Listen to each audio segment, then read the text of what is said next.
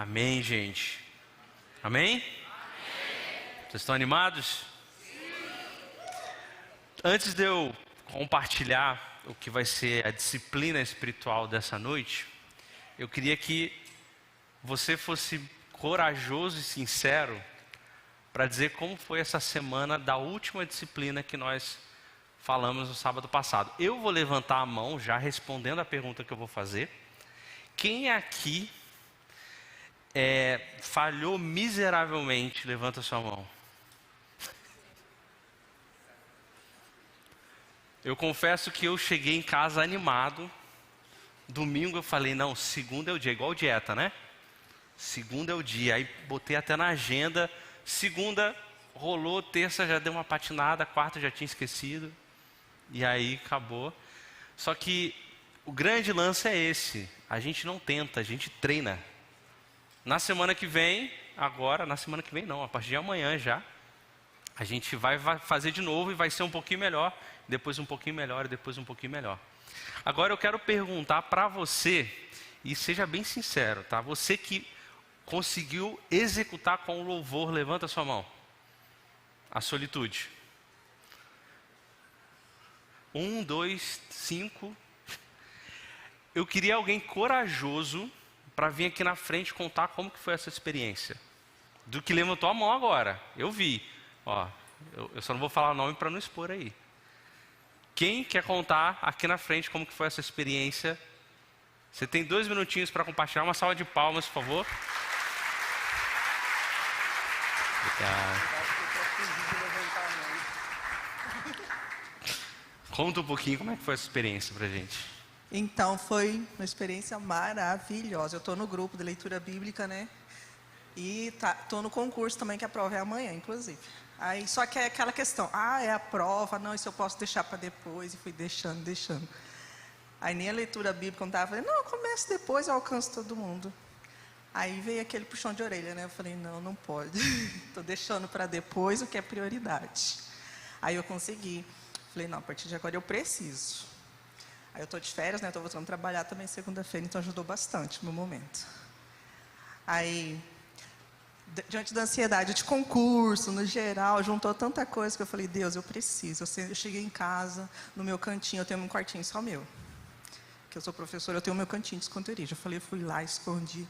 Acho que eu fiquei uns 10 minutos parado, conversando. Parece que descarregou um monte de coisa. Falou, faz, que vai dar certo.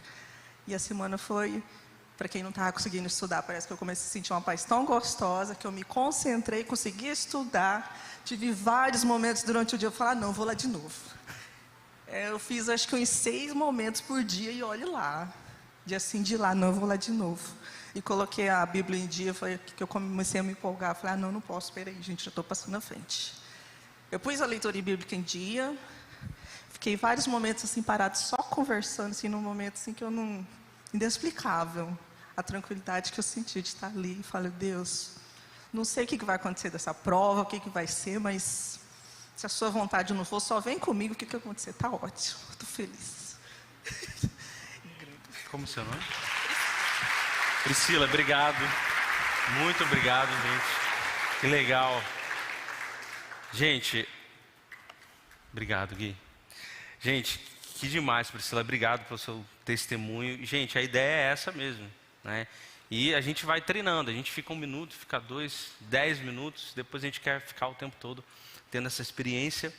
E hoje nós vamos compartilhar um pouquinho sobre oração, sobre a disciplina espiritual da oração.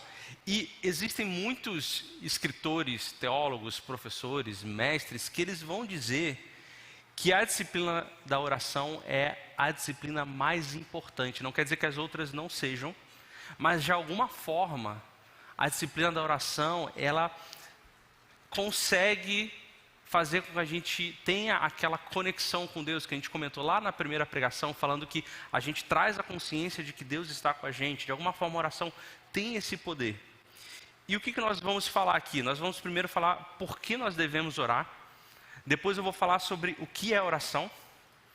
Depois o que acontece quando oramos. Como não orar. Porque existe no nosso senso comum de que orar é simplesmente falar com Deus. É isso. Mas existe uma maneira correta de orar. Vocês sabiam disso? Sabiam? Sim? Não? E por último, nós vamos falar sobre como nós oramos. Como nós devemos orar.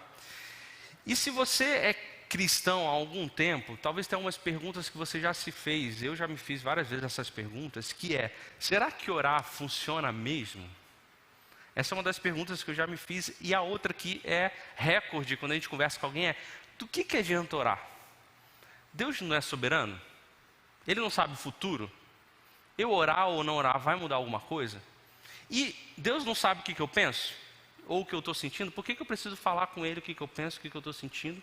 Será que isso realmente faz diferença? Será que realmente o que eu faço vai mudar alguma coisa? Se Deus não está no controle de todas as coisas, como que a minha oração pode fazer com que Deus mude o que Ele vai fazer? Será que Ele está me ouvindo? Já teve a sensação de estar orando para uma parede? Sim. Então, essas são perguntas que nós nos fazemos quando nós falamos sobre oração. E muitas vezes são essas perguntas que nos paralisam para a gente continuar investindo nosso tempo em oração. E realmente, orar é muito difícil. É uma disciplina desafiadora. Porque a gente se sente mal por não orar, mas quando quer orar não sabe o que fazer quando vai orar. Sim ou não? Você até às vezes se prepara, marca na sua agenda, reserva um tempo, você senta ali e você fala: e agora? Ou você começa a orar e passou 1 minuto, parece que passou meia hora. Você já teve essa sensação? Ou você ora e dorme. Já aconteceu? Aí é outra disciplina, é o descanso. A gente vai falar sobre ela. Mas o que acontece é que por causa de todos esses desafios, a gente acaba desistindo de treinar orar. E imagina o seguinte: a gente normalmente tem pessoas que são mais próximas a gente, que são melhores amigos, melhores amigas, e muitas vezes para a gente é difícil abrir o nosso coração para falar com essas pessoas, talvez com algum familiar, sobre o que a gente está sentindo, o que a gente está pensando. Imagina o desafio de falar, e abre aspas aqui, com alguém que a gente não consegue nem ver. Então, realmente orar não é algo muito simples, muito fácil. Mas talvez um dos maiores motivos que nos paralisam da gente treinar orar, ou que nos impedem de ter uma vida de oração, são as distrações que a gente passa. Porque eu duvido que se você abrir o seu celular agora e ver quanto tempo você passa em rede social, a média vai ser pelo menos uns 40 minutos por dia se você não usa muito. 2 horas talvez seja o mais normal. Na verdade, a média brasileira são 3 horas de redes sociais por dia. Internet são 9 horas, vocês sabiam disso? Por dia. A média do Brasil. As pessoas passam mais tempo na internet do que dormindo. Aí tudo bem, as pessoas trabalham com internet, eu entendo isso. Mas a questão não é o tempo. Não é porque a gente não consegue separar. Mas é porque a gente está tão distraído e preocupado em colocar as séries em dia, que a gente não treina orar. Então nós precisamos silenciar o nosso coração, aquietar nossa mente e entrar nessa disciplina e fazer com que ela faça parte da nossa agenda. E eu queria falar com vocês o primeiro ponto: por que nós devemos orar? Eu quero falar isso porque às vezes isso vai ser um dos maiores motivadores para que a gente entenda a necessidade da gente orar. Se você abrir a sua Bíblia lá em 1 Tessalonicenses 5,17, nós temos um texto que é uma frase curta e muito simples, onde ele diz assim, Paulo escrevendo: nunca deixem de orar. E sabe o que eu descobri quando eu fui procurar essa palavra no original? Nunca. Que quer dizer exatamente isso, nunca.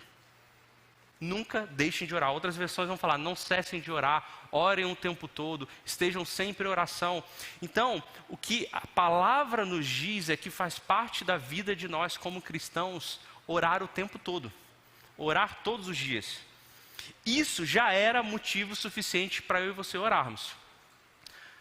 Porque se a palavra diz que nós devemos ter uma vida de oração o tempo todo, isso já era suficiente. E tem vários versículos que falam coisas parecidas. Por exemplo, Efésios 6,18, orem no Espírito em todas as ocasiões. Colossenses 4,2, dediquem-se à oração.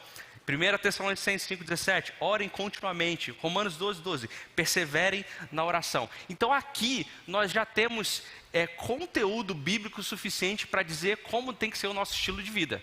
Como tem que ser o nosso estilo de vida? Orar o tempo todo. Orar sem parar. Orar todos os dias. Mas, para a gente talvez entender um pouco mais de por que nós devemos orar, se você abrir a sua Bíblia lá em Lucas 5, versículo 15 ao 16, e o pastor Guilherme falou desse versículo aqui na pregação na semana passada, falando sobre a solitude. Lucas capítulo 5, versículo 5 a 16 diz o seguinte: mas as notícias a seu respeito se espalhavam ainda mais, e grandes multidões vinham para ouvi-lo e para ser curadas de suas enfermidades. Ele, porém, se retirava para lugares isolados a fim de orar. Então a gente está diante de uma situação onde pessoas que têm problemas de saúde, doenças, iam até Jesus para ser curado por Jesus. E curar as pessoas é bom ou não? É bom, sim. É bom curar as pessoas são transformadas, a vida delas muda para sempre. Jesus olhava para uma situação entre escolher curar as pessoas, o que ele escolhia? Orar.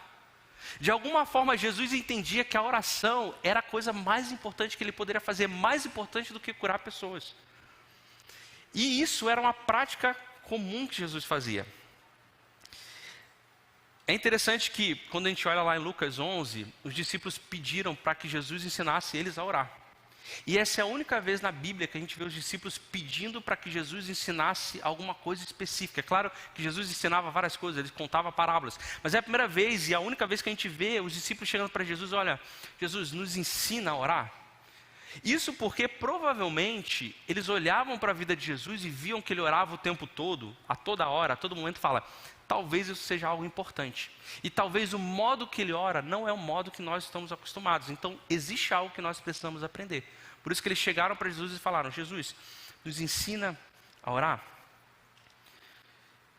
E aí quando nós vamos lá para Mateus, e agora palavras do próprio Jesus, Mateus capítulo 7, versículos 7 a 8, a gente começa a entender alguma profundidade sobre o porquê nós devemos orar. Mateus 7, do versículo 7 a 8 diz o seguinte: peçam e receberão, procurem e encontrarão, batam e a porta lhes será aberta, pois todos que pedem recebem, todos que procuram encontram, e para todos que batem a porta é aberta. O interessante é que Jesus, ele fala sobre algumas ações, ele fala sobre pedir, fala sobre procurar, fala sobre bater na porta. E o interessante é que essas palavras aqui, o conceito delas é sobre uma palavra, lá no original, que quer dizer sobre investigação. O que Jesus está falando? Ele está falando, olha, a oração, que é essa ação de pedir, de procurar, é como se fosse uma investigação. Imagina comigo um investigador, que ele está querendo resolver um problema, um crime. O que ele faz?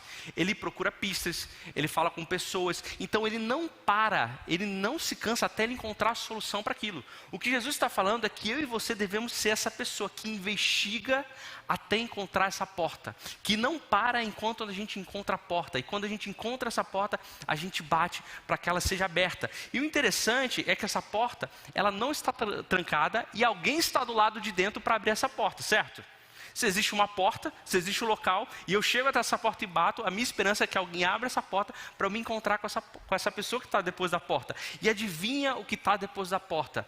O que está depois da porta não é a sua resposta de oração.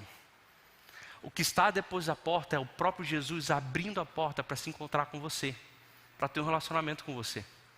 Então quando Jesus está falando assim, olha, investiguem, busquem, procurem. Quando vocês encontrarem a porta, batam, porque eu vou abrir e eu vou me relacionar com você.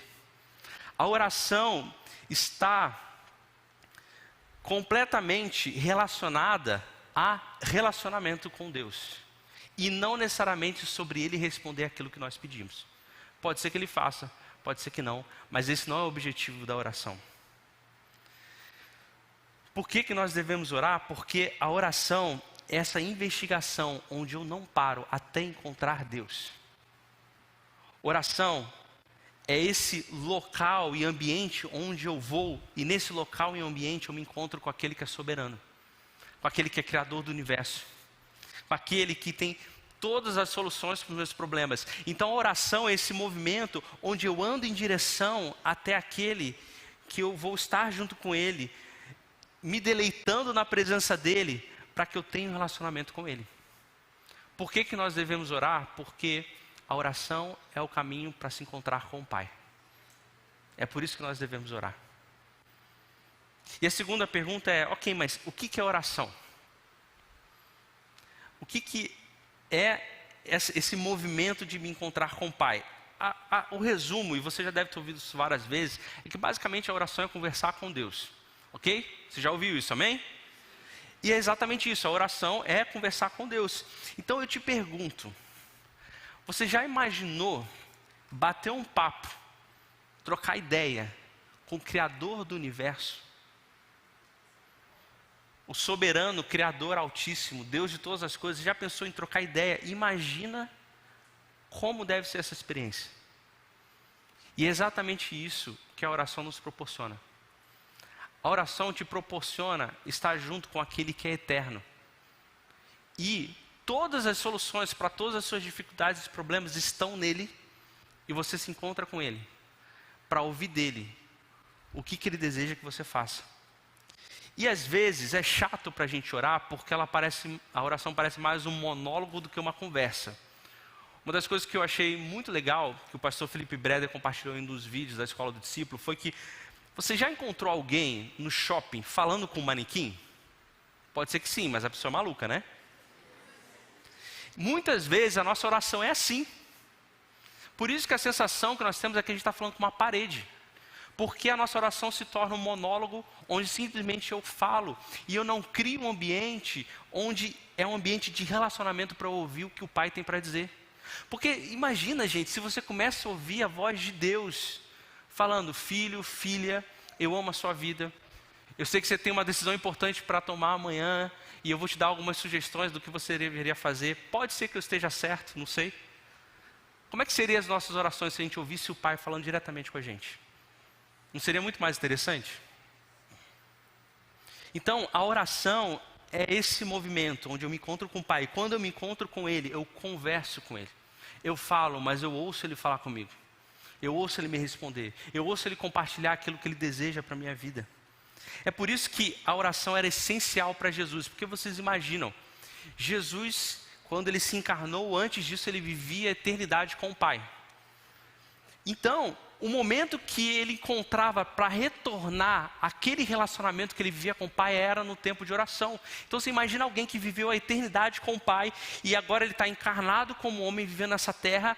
Ele olhava e falava, meu Deus, eu passei a eternidade com meu Pai, eu quero estar com meu Pai, eu vou lá orar um pouquinho para me encontrar com Ele, conversar com Ele e ouvir a sua voz. É por isso que isso era algo que não parecia uma obrigação para Jesus, porque ele entendia que era algo que fazia parte do ritmo da vida dele. Ele já estava acostumado com isso, de se encontrar com o Pai. E adivinha, se isso era o ritmo da vida de Jesus, esse também deve ser o ritmo da nossa vida. Onde a gente busca incessantemente estar com Deus. E quando a gente abre lá em Apocalipse 3:20, é muito interessante e curioso também. Apocalipse 3:20 diz o seguinte, ó. Preste atenção, estou à porta e bato. A gente já ouviu algo relacionado à porta e bater na porta, certo? Amém? Só que agora a coisa está invertida. De alguma forma, agora quem bate na porta é Jesus para nos encontrar. E ele diz o seguinte, se você ouvir a minha voz e abrir a porta, entrarei e juntos faremos uma refeição como amigos. De alguma forma aqui, a coisa se inverteu e agora quem está batendo na porta é Jesus querendo se encontrar com a gente. E talvez isso aqui seja uma situação, e eu não sei se você já passou por essa situação, onde você já tem ali um relacionamento com Deus e você está passando por alguma situação difícil e você para e pensa assim, cara, eu acho que eu preciso orar um pouco. Acho que eu preciso ouvir um louvor em casa, acho que eu estou precisando de um tempo de oração. Isso aqui é Jesus batendo a porta e falando, meu filho, vem se relacionar comigo que você está precisando um pouquinho. E aí a gente abre a porta e a gente se encontra com Ele, porque a gente de alguma forma já criou uma intimidade para reconhecer a voz dEle quando Ele está chamando a gente. Para a gente poder se relacionar com Ele. E sabe o que é interessante? É que Ele fala que faremos uma refeição como amigos. Contextualizando, Jesus está te chamando para tomar um tereré. É isso. Ah, eu não tomo tereré, então está te chamando para comer uma picanha. Jesus está te chamando para sentar à mesa com Ele, como melhor amigo, e comer junto com Ele. Por quê? Porque não tem mais símbolo maior de intimidade do que comer junto com aquele que é seu melhor amigo. E sabe o que é interessante também? Que quando nós olhamos para a eternidade, o que eu e vocês vamos fazer na eternidade? Nós vamos estar eternamente com Ele, amém? É isso que eu quero. Ele está dizendo que hoje, quando você ora, você está antecipando aquilo que nós vamos viver na eternidade. Hoje, quando eu oro, eu me encontro com Ele, eu me relaciono com Ele, eu estou antecipando a experiência que eu vou ter eternamente junto com Ele. Isso é maravilhoso. Então, você já teve a experiência de jogar a conversa fora e querer encontrar a pessoa só para isso? Só para estar junto com ela, se relacionar com ela? Né? É muito comum em bairros aqui em Campo Grande, quando a gente vai, lá onde a gente mora é assim, o pessoal senta na calçada, pega um tereré e fica conversando, num domingo à tarde, num domingo à noite. E aquilo ali não vai deixar você mais inteligente, não vai mudar a sua vida, você simplesmente está ali, tendo o prazer de estar na companhia daquelas pessoas. Jesus está falando assim: meu filho, eu quero que você tenha prazer em estar na minha companhia, eu simplesmente quero me encontrar com você, eu quero simplesmente bater um papo com você, eu quero conversar com você, eu quero sentar à mesa para a gente comer juntos. Isso é oração. Às vezes a gente tem uma expectativa da oração perfeita, ou seja, a gente está muito mais focado na oração em si, do que o que a oração pode nos fornecer, que é a presença de Jesus. Então não importa como é feita a sua oração, o importante é que você está com Ele. A gente às vezes quer falar palavras bonitas, principalmente quando a gente está orando em público, né? O soberano, altíssimo Rei, que o Senhor venha com seu cetro. Não tem nada de errado nisso, tá, gente? Não tem nada de errado. Mas o mais importante da oração é o caminho que ela traça, que é até a presença de Jesus. A oração é esse carro que nos leva até Ele. E o mais importante é estarmos com Ele. E aí agora vem o que acontece quando nós oramos. O que acontece quando nós nos encontramos com Jesus? Filipenses 4, versículo 6 vai dizer para a gente, talvez, uma das coisas mais poderosas que acontece quando nós oramos. Filipenses 4, versículo 6 ao versículo 7, ele diz o seguinte: não vivam preocupados com coisa alguma, em vez disso, orem a Deus pedindo aquilo de que precisam e agradecendo-lhe por tudo que Ele já fez. Então vocês experimentarão a paz de Deus que excede todo o entendimento, que guardará o seu coração e a sua mente em Cristo Jesus. Olha só que interessante, a primeira coisa que Paulo está dizendo aqui é que você tem duas opções. Você pode escolher. A primeira coisa que ele fala é que você tem a opção de ficar preocupado, ficar ansioso, ficar pensando nas coisas que você tem que fazer na sua vida, ou você pode orar. Ou você fica ansioso, preocupado com tudo que está acontecendo, triste, abalado, ou você vai orar. Para mim, essa segunda opção parece ser mais interessante. E ele fala, quando você decide ir orar, quando você escolhe essa outra opção e não ficar ansioso, desesperado, olha o que acontece. A primeira coisa é a paz que excede todo o entendimento. Isso aqui talvez seja um pouco difícil da gente materializar, mas quando eu fui pesquisar um pouco mais, e eu quero agradecer ao software Logos, estou fazendo uma propaganda gratuita aqui, porque realmente é muito bom.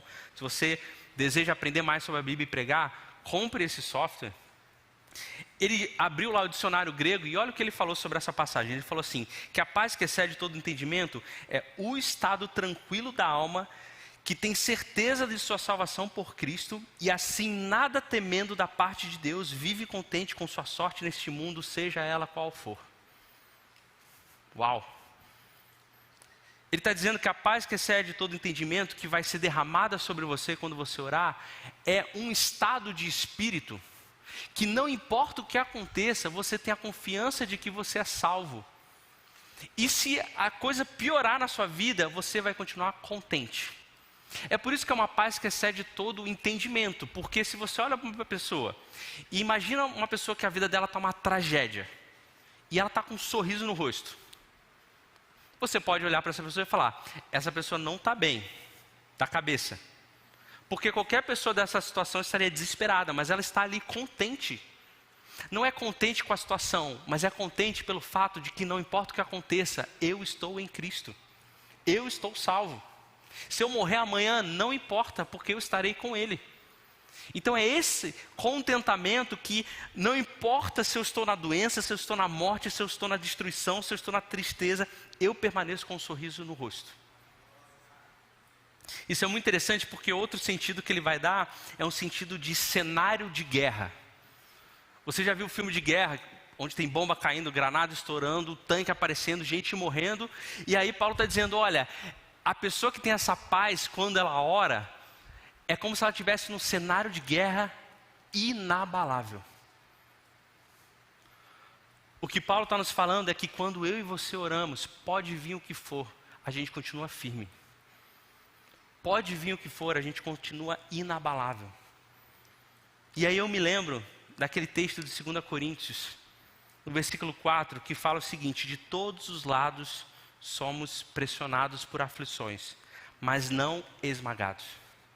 Ficamos perplexos, mas não desamparados. Somos perseguidos, mas não abandonados. Somos derrubados, mas não destruídos. Pelo sofrimento, nosso corpo continua a participar da morte de Jesus, para que a vida de Jesus também se manifeste em nosso corpo. Sim, vivemos sob constante perigo de morte, porque servimos a Jesus, para que a vida de Jesus se manifeste em nosso corpo mortal. Assim, enfrentamos a morte, mas isso resulta em vida para vocês. Continuamos a pregar, porque temos o mesmo tipo de fé mencionada nas Escrituras.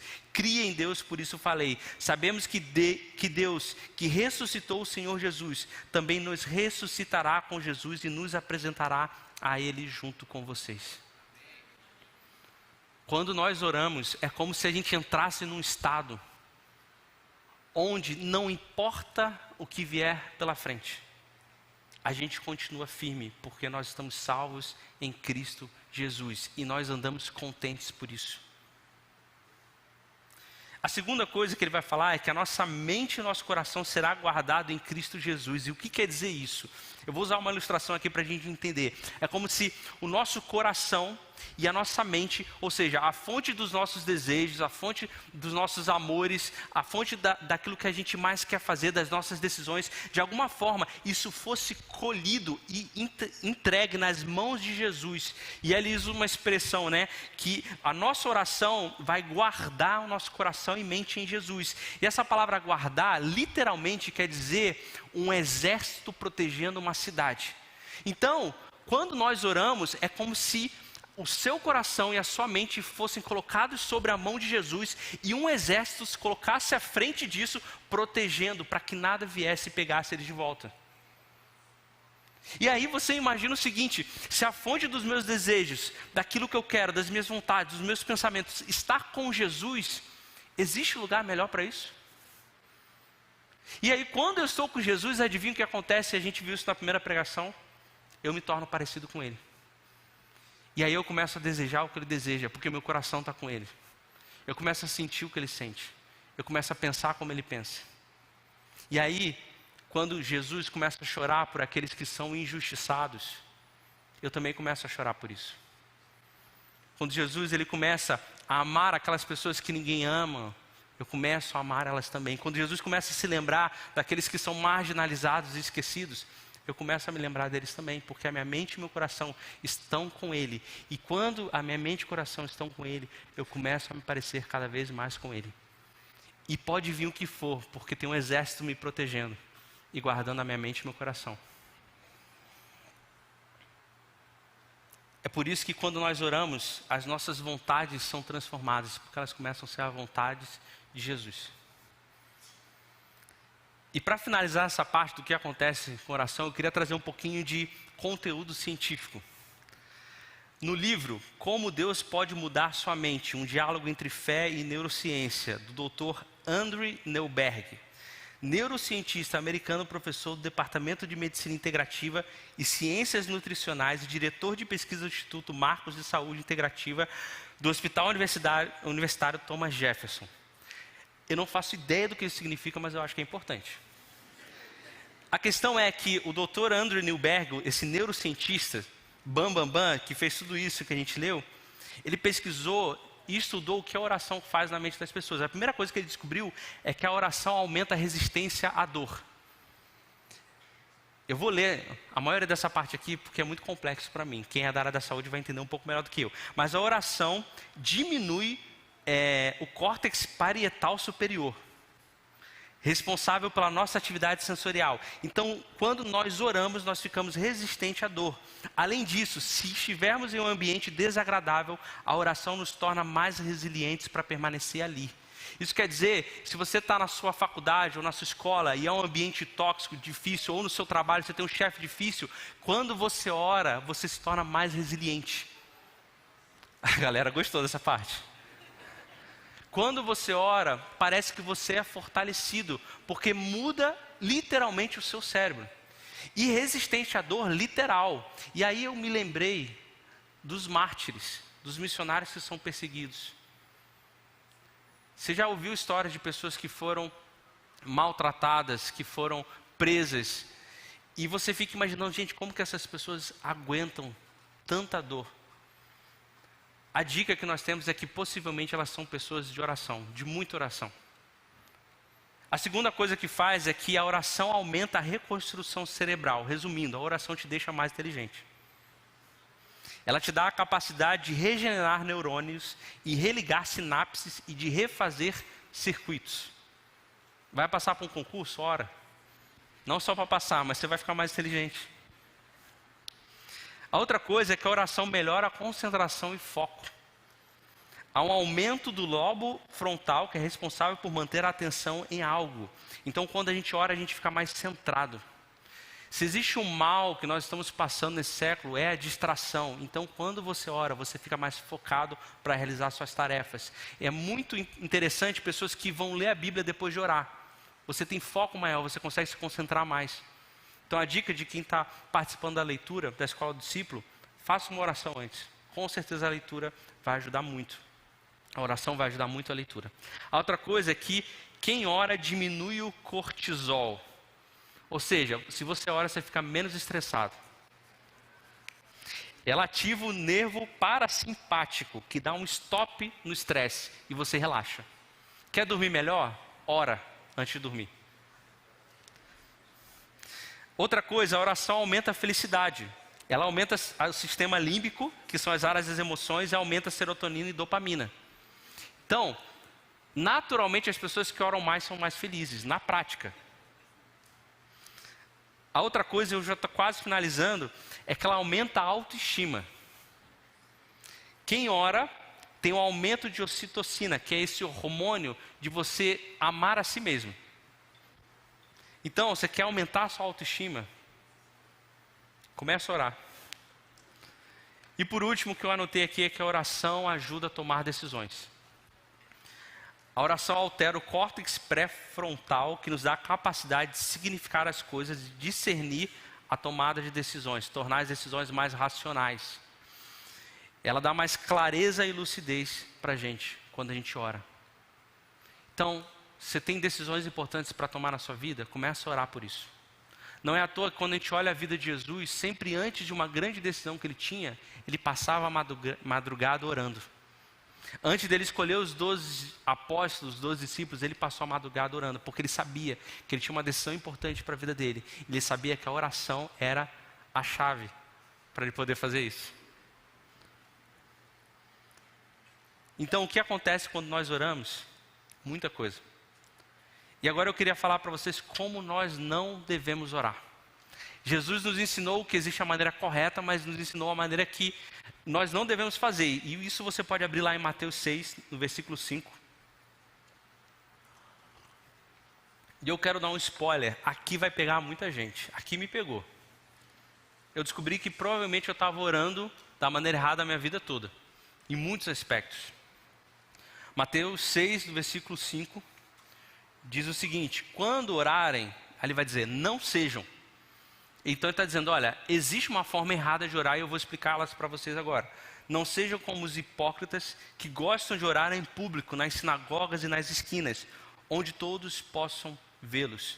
Eu lhes digo a verdade, eles não receberão outra recompensa além dessa.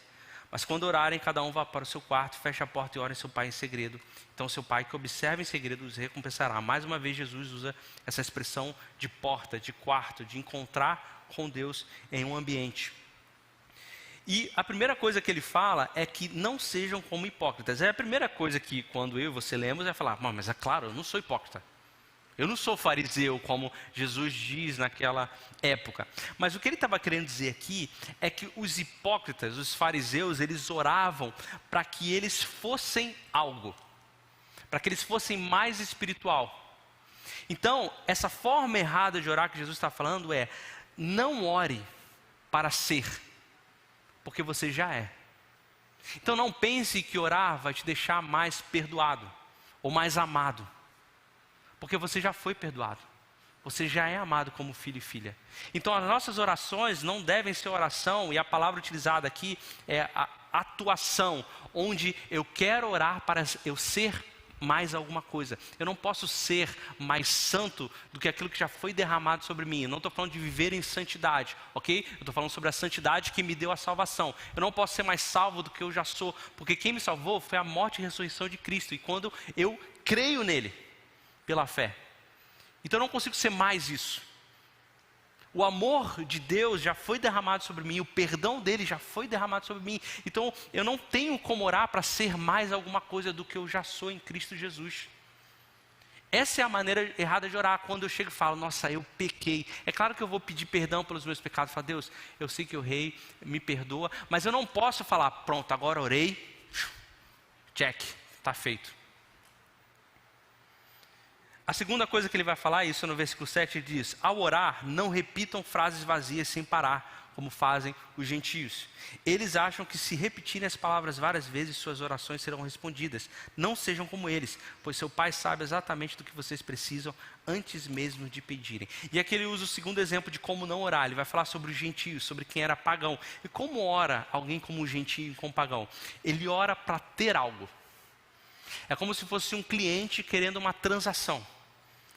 Porque naquela época os pagãos, eles eram acostumados a fazer sacrifícios para obter algo. Então, se eu quero uma boa colheita, eu vou sacrificar ao Deus da colheita para eu ter uma boa colheita. Se eu quero ter muitos filhos e uma família saudável, eu vou sacrificar ao Deus da fertilidade e a minha família vai ser assim. Então, quando esses pagãos se convertiam, inicialmente, eles tinham a tendência de imaginar, é como um Deus qualquer, eu vou passar tempo de oração, porque se eu passar tempo de oração, Deus vai me dar algo. Deus vai me abençoar mais. Então quando eu e você chegamos para Deus e fala, eu vou passar horas aqui orando, porque dessa forma Deus vai me dar mais bênçãos. Nós estamos orando exatamente como um pagão, esperando a recompensa, usando a oração como moeda de troca, para que Deus nos dê algo. E se Jesus nunca mais respondesse nenhuma das nossas orações, ainda assim a gente teria prazer de encontrar com Ele? Porque se nós falamos sobre oração, nós estamos falando sobre relacionamento e não sobre obter algo. E se um dia Jesus chegasse e falasse, a partir de hoje eu não respondo mais nenhuma oração, mas vocês podem continuar orando, porque o objetivo da oração é se relacionar comigo. A gente separaria tempo para se relacionar com o Pai, ou a gente está separando tempo só achando que por nós fazermos aquilo, Deus vai nos dar algo. A oração nunca foi sobre trocar algo, mas nos encontrar com Ele.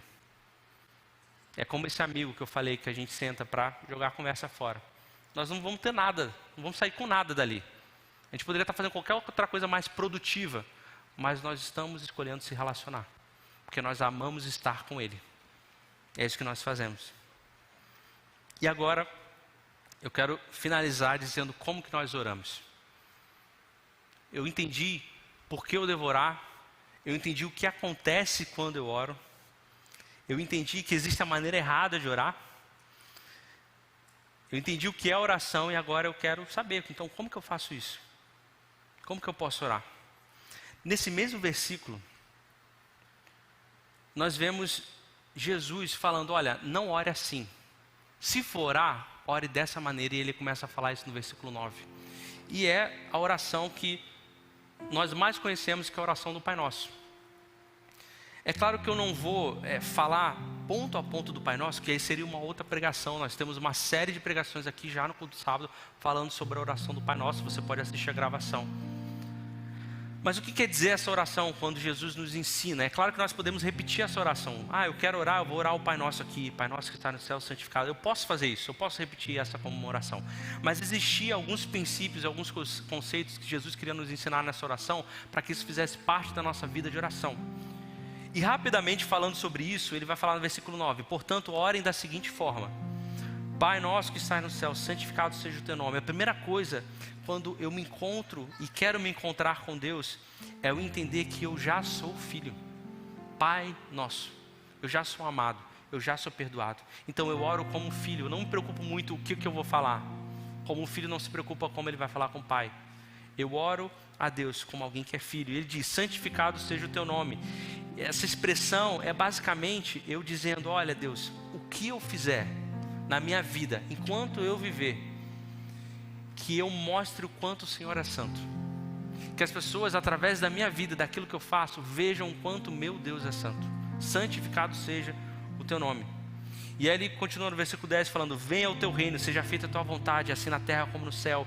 Isso aqui é um pedido para que os nossos desejos e pensamentos se alinhem com os desejos e pensamentos do Pai. Assim como a gente falou sobre o nosso coração e a mente está guardada com Ele, é um pedido para que Deus, aquilo que o Senhor pensa sobre mim, aquilo que o Senhor deseja sobre mim, Pai, que eu sinta isso, que eu pense isso. Deus, aquilo que o Senhor quer fazer em tal lugar, Pai, me fale o que o Senhor quer fazer para que eu possa estar junto fazendo. Então é um pedido para que a manifestação daquilo que Deus quer que aconteça na terra, aconteça, seja através de mim ou através das outras pessoas. E ele diz, dá-lhe o pão para este dia, o pão nosso de cada dia. E aqui é um pedido de confiança que Deus vai suprir todas as necessidades que nós precisamos, não necessariamente aquilo que nós queremos. O exemplo disso é que lá em casa o Pedrinho, ele não acorda e vai abrir o armário para ver se tem leite. Ele sabe que ele vai sentar na mesa e o leite dele vai estar lá. Isso é um coração de um filho que não se preocupa em abrir a despensa para ver se tem alguma coisa. Ele sabe que Deus vai suprir ele. E interessante que fala o pão para este dia. Que esse suprir de Deus, ele pode ser algo daquele dia. E o amanhã? O amanhã não sei. Eu sei que eu sou filho e Deus é meu pai e Ele é dono de tudo e Ele vai suprir de alguma forma. Amanhã eu peço o pão de amanhã. 12 ele diz, e perdoa as nossas dívidas assim como perdoamos aos nossos devedores. Essa parte aqui é uma lembrança da dívida que Jesus nos perdoou. De que dívida Jesus nos perdoou? A dívida do pecado, que era algo impagável, eu não conseguia pagar. Então esse pedaço da oração é uma lembrança para eu poder olhar para Deus e falar, Deus, o Senhor me perdoou com uma dívida que eu não poderia pagar. E aqueles que estão pecando contra mim? Eu preciso perdoar eles, porque se o Senhor perdoou uma dívida impagável, quem sou eu para não perdoar aqueles que estão me ofendendo? É como a parábola que Jesus vai contar do mestre, que tinha um servo, e esse servo devia milhões a esse mestre. Aí o mestre chegou para ele e falou, eu te perdoo. Aí esse servo saiu na rua e encontrou um amigo que devia 100 reais. Aí ele cobrou o amigo, botou o amigo na prisão. E aí o mestre vem para aquele servo e fala, poxa, você me devia milhões, eu te perdoei, você não quer perdoar o cara que te devia 100? É a mesma coisa. Quando a gente não perdoa alguém, a gente tem que se lembrar de Jesus, e é como Jesus estivesse falando para a gente, olha, eu te perdoei de uma dívida impagável, você não quer perdoar outra pessoa? Mas ele me abusou, ele falou contra mim, ele me ofendeu. Aí Jesus está, você fez tudo isso comigo também, e muito pior.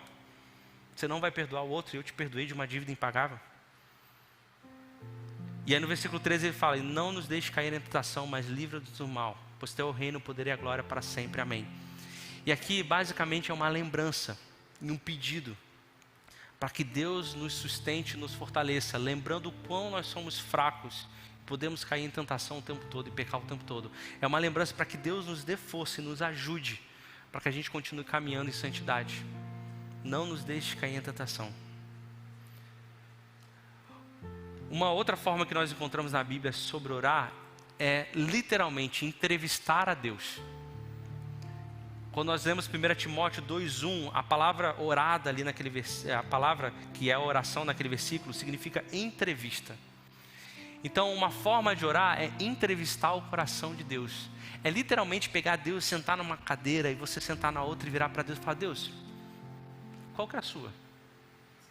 O que o Senhor quer, de fato, com a minha vida? O que o Senhor deseja de mim? O que o Senhor deseja de mim naquele trabalho?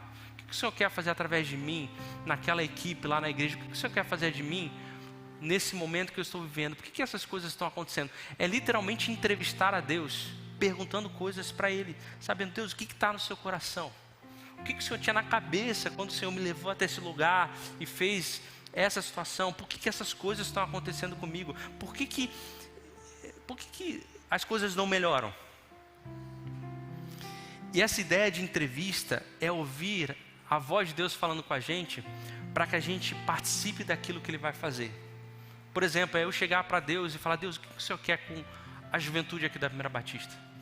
E Deus começa a compartilhar com a gente sobre isso, e eu falo, eu quero participar disso. Eu quero participar daquilo que o Senhor já vai fazer. E assim, gente, você acha que Deus precisa da gente para alguma coisa? Sim ou não? Por que Ele escolhe para que a gente participe disso? Porque Ele tem prazer que a gente participe daquilo que Ele já vai fazer. Lá em casa a gente está vivendo uma experiência muito legal com o Pedrinho, que agora ele entende praticamente tudo que a gente fala. Então, eu chego com o Pedrinho e a gente tira o lixo do quarto dele e fala, Pedrinho, vai lá jogar no lixo. Ele vai lá e joga no lixo.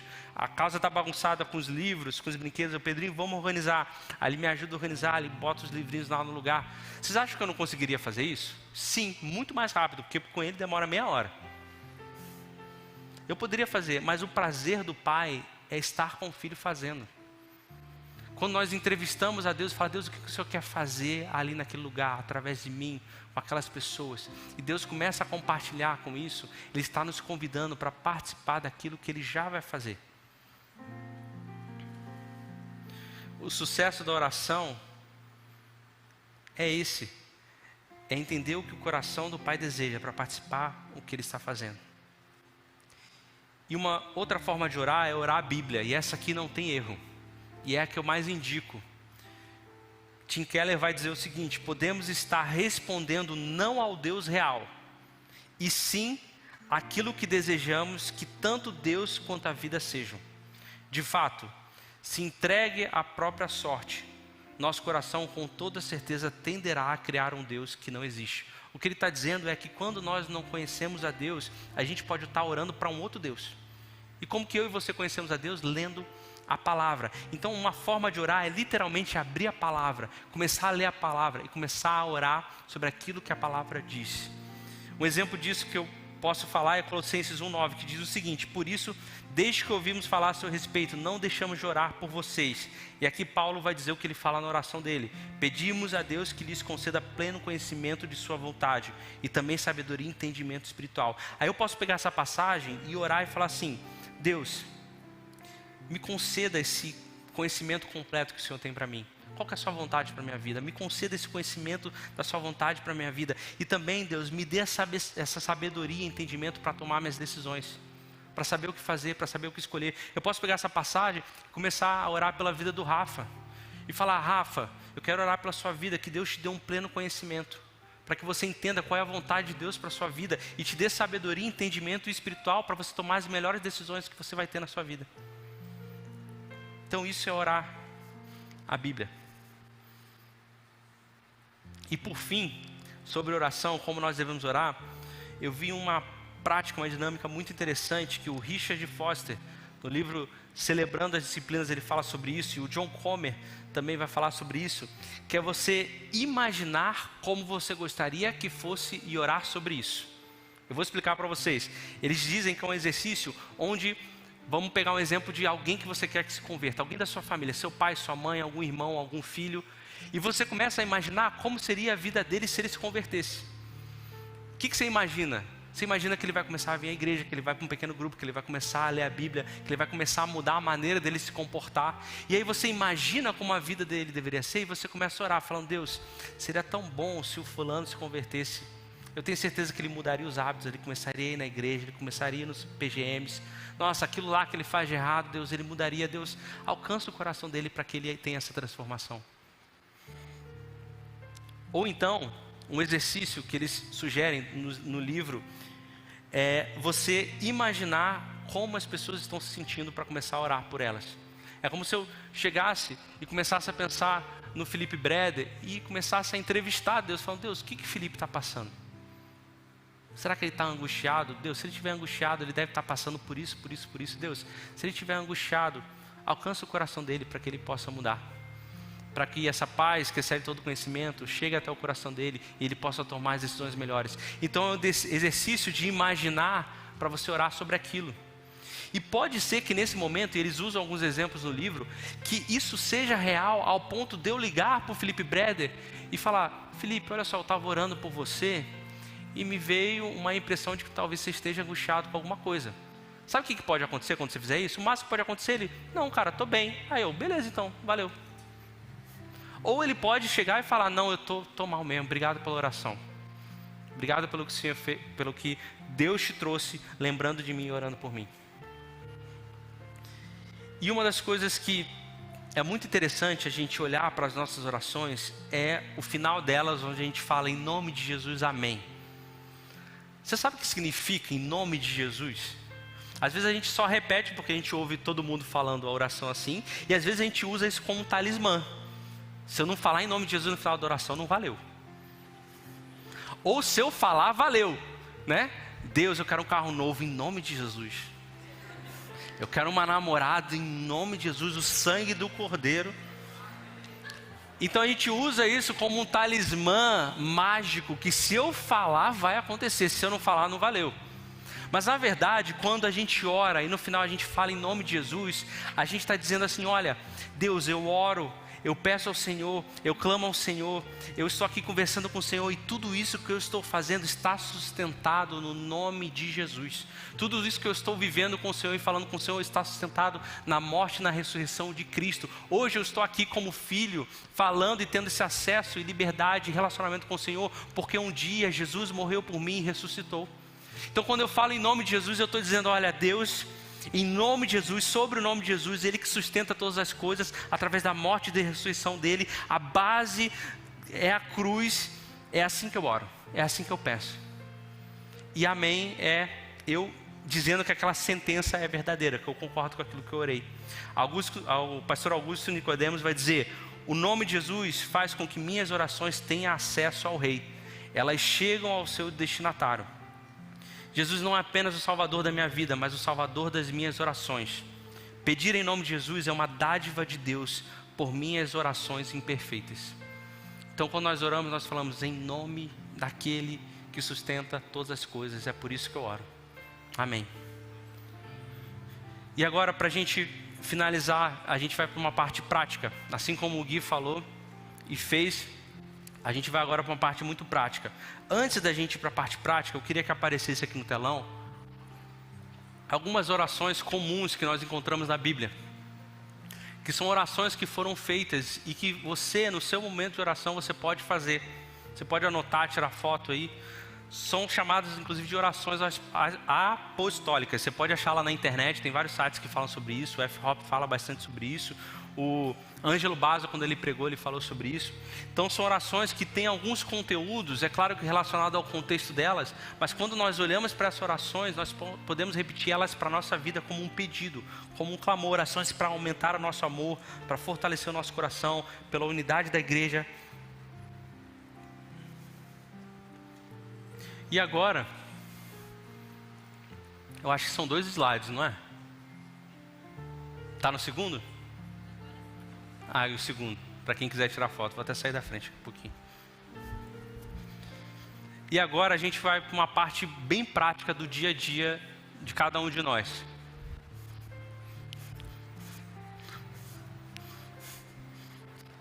Aí tirou. Voltou.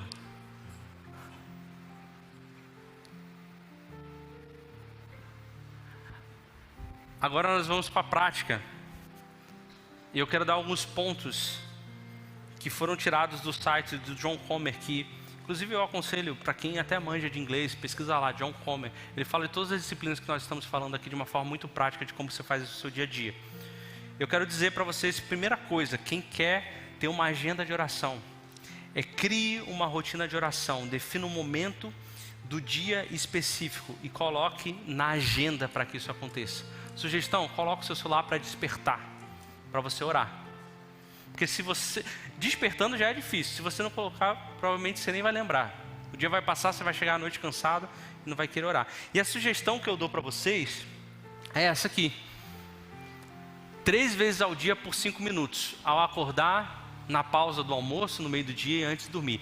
E 5 minutos, gente, é para quem está começando essa disciplina. Eu já oro há algum tempo.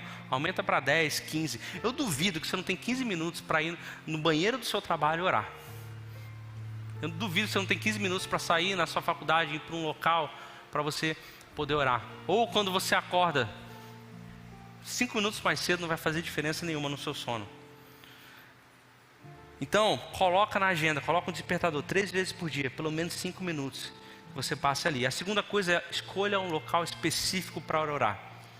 Então pensa num local na sua casa, ou no local que você estiver no trabalho, na faculdade, na escola. Você fala, aquele local é bom, eu vou tirar 5 minutos lá, e toda vez que eu tiver que orar, eu vou parar lá e ficar 5 minutos. Para muitos, vai ser o banheiro mesmo, e está tudo bem, gente. Para quem é pai, mãe, sabe, né? Você se esconde do filho no banheiro. Então, vai para o banheiro, fica 5 minutos lá, não tem problema. Dica 3, não leve o celular, esquece. Porque se levar o celular vai dar meia hora, vai ter uma notificação, você vai ler. Ou é automático, Deus, obrigado. Aí já tira o celular, já lê a mensagem, já responde, já passou 20 minutos. A próxima dica é, quando você estiver nesse momento, a primeira coisa que você faça é praticar a solitude antes de orar. Ficar em silêncio, acalmar seu coração. Pega a prática do culto lá, passado, que o Gui compartilhou, e faça nesse momento e emende ela numa oração. Aliás, a ideia, gente, dessas disciplinas não é, agora eu vou tentar a disciplina de oração, a solitude passou. Não, é continuar de solitude essa semana e adicionar de oração. Mas é aquilo que o Gui falou, não é adicionar mais uma atividade do seu dia, é tirar alguma atividade que você já tem, que é inútil para a sua vida espiritual, e adicionar algo que vai transformar a sua vida. Então não é fazer mais uma coisa, é tirar e colocar a prática de oração e da solitude. E uma dica, para muitos funciona ouvir uma música primeiro, antes de orar. 1 minutinho de alguma música, de algum louvor, de alguma coisa que acalme o seu coração. E aí o ponto 5 é, se você não sabe o que falar, eu quero ter uma vida de oração, mas eu não faço ideia de como eu faço. Eu tenho vários salmos para você ler e eles serem a sua oração. Tem 2 slides também, esse é o primeiro. Então, não sei o que falar com Deus, não sei como orar, abre um desses salmos, tem anotado na sua Bíblia, no seu celular. Você não vai levar o celular, né? Você vê antes. Você deixa o celular e vai com a Bíblia já aberta. E aí você pode abrir esses salmos e começar a repetir eles. E começar a orar. Começar a falar, Deus, isso que está escrito aqui, que seja real na minha vida. Que isso possa acontecer. Que isso venha realmente acontecer. Próximo slide dos salmos.